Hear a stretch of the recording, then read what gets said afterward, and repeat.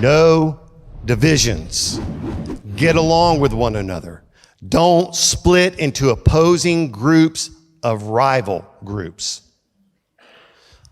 Listen, the church is the worst at this. You're not praying right. You need to pray this way. You need to do this. You need to do this. I don't see it that way. And there's division and there's factions in the church. And then you got more churches starting and more churches starting. And I'm like, oh my goodness. It's crazy. And the world is looking at this. He says, be of one mind, united in thought and purpose. United.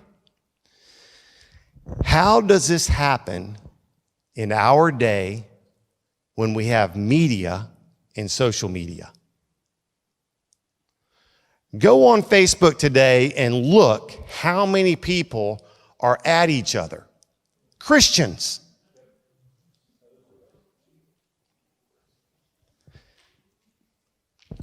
Something is wrong. So he tells us to live in harmony, agree to live in unity with one another. Perfect harmony.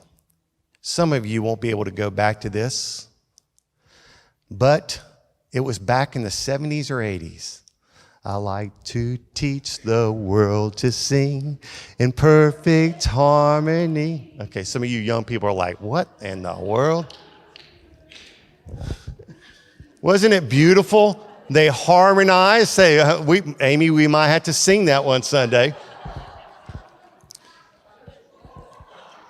They were agreeing. They were harmonizing, forming a consistent choreography among themselves. They synchronize. That all of you agree with one another in what you say. You know, they have this, I'm not a big fan of it, but in the Olympics, the synchronized swimming.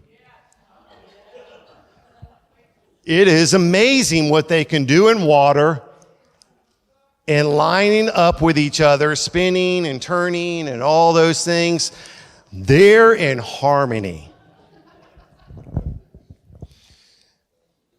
So how does the church of the Lord Jesus, the universal church, speak the same things? How do all of us agree? Well, Colossians 3 says, bear with each other, forgive one another.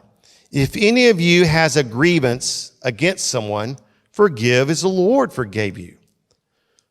For over all these virtues, put on love, which binds them together, all together in perfect harmony. So universal joining together as a whole. But what brings them together? Love. Love. Forgiveness ushers in unity. But love is the glue that keeps us together. Our hearts are knit together in his perfect love. So he's telling us to be of one mind. The mind of Christ is our only hope.